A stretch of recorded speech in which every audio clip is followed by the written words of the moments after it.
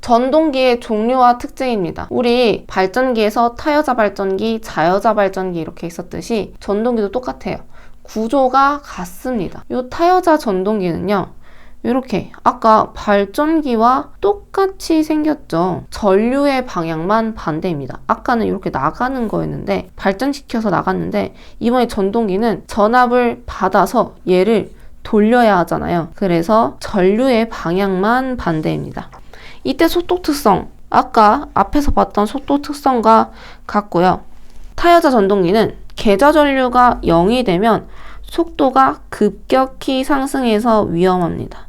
그래서 계좌 회로에 퓨즈를 넣으면 안 된다라는 거 꼭 기억해 주세요. 이거 가끔 보기에 자주 나오니까 요거 기억해 주시고요. 속도 토크 특성입니다. 타여자 전동기의 토크는 전기자 전류와 비례하지만 속도와는 반비례합니다. 요 관계도 아주 자주 나옵니다. 자여자 전동기의 직권 전동기입니다. 직권 전동기의 역기 전력은 요 단자 전압에서 계좌 저항에 걸리는 전압 강하, 전기자에 걸리는 전압 강하 다 뺀 요 값이라서 위에 기전력의 식이 바뀌었고요. 그리고 이 직권 전동기는 부하 전류, 전기자 전류, 계좌 전류가 모두 같죠. 그래서 무부하가 되면 회전 속도가 급격히 상승해서 위험합니다. 여기서 전류 I가 0이면 요 자속이 0이 되죠.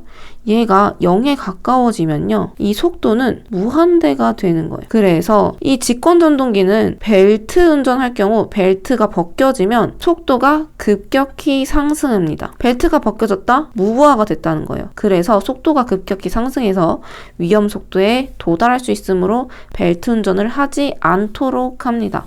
요거 굉장히 중요하고요. 그리고 속도 토크 특성에서 이 토크는요, 아까 타여자에서는 전류에 비례하고 속도에 반비례했었는데 얘는 각각의 제곱이에요. 전류에도 제곱이고요. 속도에도 제곱에 반비례합니다. 그리고 직권 전동의 특징도 굉장히 자주 나와요. 부하 변동이 심하고 큰 기동 토크가 요구되는 곳에 사용되고요. 전동차, 크레인, 전기철도 등의 변속도 전동기로 사용됩니다.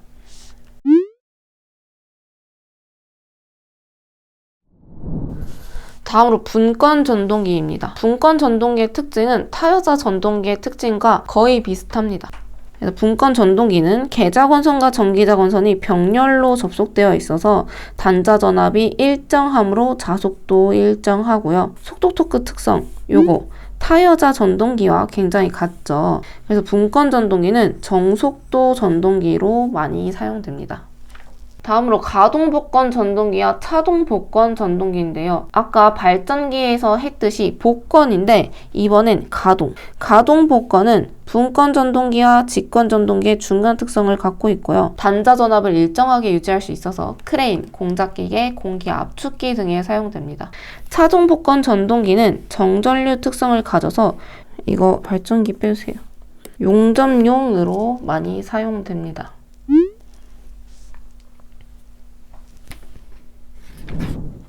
다음으로 직류 전동기의 운전인데요. 운전 중에서 우리 전동기에서는요, 속도를 제어할 줄 알아야겠죠.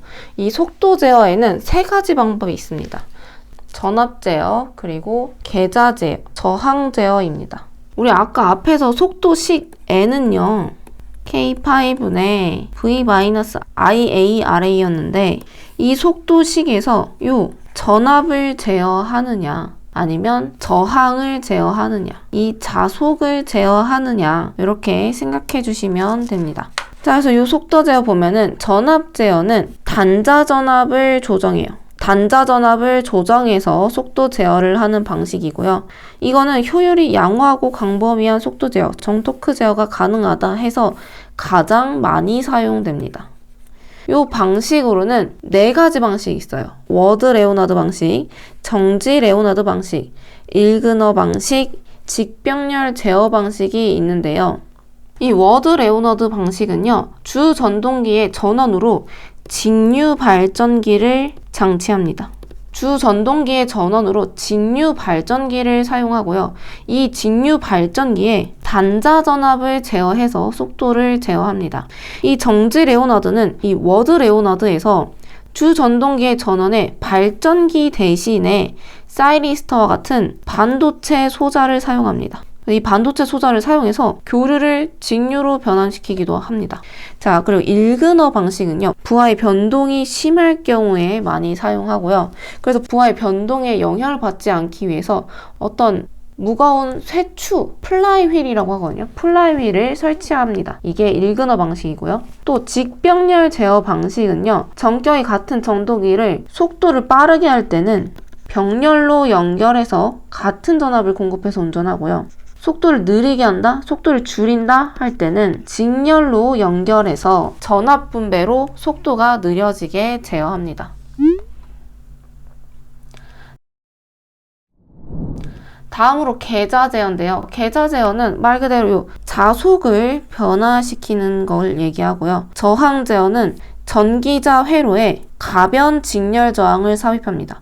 가변이 뭐냐? 저항의 크기를 내가 마음대로 조절할 수 있는 거예요. 그래서 저항을 조정해서 속도를 제어하는 방식입니다. 근데 저항 제어는 일단 저항이 있으면 손실이 발생하잖아요. 우리 줄의 법칙 했었죠? 전기 이론에서. 이렇게 줄의 열로 인해서 손실이 발생하기 때문에 효율이 저하돼요. 그래서 저항 제어는 거의 사용하지 않습니다. 다음으로 속도 변동률입니다. 속도 변동률은 이 전격 속도분의 무부하 속도 마이너스 전격 속도 이렇게 나타내고요. 우리 무부하 전압은 V0였는데 무부하 속도는 N0고요. 전격 속도 N입니다. 다음으로 속도 특성 곡선입니다. 이거는 따로 어떤 설명보다는 이 곡선이 어떤 전동기를 뜻하는지가 나오기 때문에 이 곡선 그림 한번 봐주시고요. 전동기를 운전시켰으면 전동기를 세울 수도 있어야겠죠. 이 제동 방법입니다. 발전제동, 회생제동, 역상제동이 있는데요. 발전제동은 운전 중인 전동기를 계속 돌아가면 전원에서 분리해요. 분리하면은 계속 돌아갈 거 아니에요? 관성의 법칙에서 이것을 발전기로 동작시켜서 이때 발생된 기전력을 외부 저항 연결해서 열에너지로 기전력을 소비시켜 제동하는 방식입니다. 자, 회생제동은 똑같아요. 유도기전력을 전원전압보다 크게 발생해서 전력을 전원에 반환해서 제동하는 방식인데 말이 조금 어려운데 얘는 우리 전기 자동차, 뭐 하이브리드 이런 데서 많이 사용됩니다. 계속 돌아가요. 얘를 어떠한 요 저장 장치에 저장시켰다가 다시 여기로 돌려보내는 방식이 회생제동이고요. 역상제동은 이쪽으로 회전하고 있으면 반대 방향으로 토크를 발생시켜서 급제동하는 방식을 이야기합니다. 다음으로 손실입니다. 손실은 무부하손과 부하손이 있는데요. 무부하손은 고정손이에요. 부하가 없어도 발생하는 손실이란 이야기입니다. 그래서 이 무부하손은 철손과 기계손이 있는데 철손은 철심 안에서 자속이 변할 때 철심부에 생기는 손실이에요. 대표적으로 히스테리시스손과 와류손이 있습니다. 히스테리시스손은 우리 자기장에서 했었죠. 그래서 히스테리시스손과 와류손은 이 철판에 자속이 이렇게 통하잖아요. 자, 자속이 통과를 하는데 자속이 있으면 뭐가 발생해요? 전류가 발생하겠죠. 그래서 이 자속마다 전류가 이렇게 발생합니다. 그러면 이 전류 때문에 저항이 생기고요. 또 줄열이 발생해서 손실이 생기게 됩니다. 요게 와류손입니다. 다음으로 기계손은 회전기의 기계적인 손실을 이야기해요. 즉 마찰손, 어떤 마찰에 의해서 생긴 손실, 풍손, 공기와의 마찰에 의한 손실을 이야기하고요. 부하손은 가변손입니다. 부하가 있을 때 동손, 구리의 저항 때문에 생기는 손실 이야기하고요. 표유부하손은 어떤 측정이나 계산에 의해서 구할 수 있는 손실이 아니에요. 구할 수 없는 손실을 표유부하손이라고 합니다.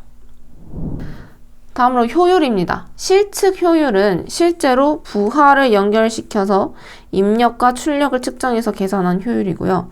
규역 효율은 손실, 입력, 출력 뭐 이런 거를 다 하나하나 산출해서 계산한 효율입니다. 그래서 발전기 효율은 기본적으로 효율은 입력분의 출력이잖아요. 근데 요 입력이 출력과 손실을 계산한 값을 넣어서 계산하고요. 전동기도 요 출력을 입력과 손실을 계산해서 효율을 계산합니다. 자, 요거 조금 더 쉽게 생각하려면, 자, 입력이 있으면요, 출력이 있는데 중간에 손실이 있겠죠. 자, 그렇다면 입력은 손실과 출력으로 볼 수 있겠죠.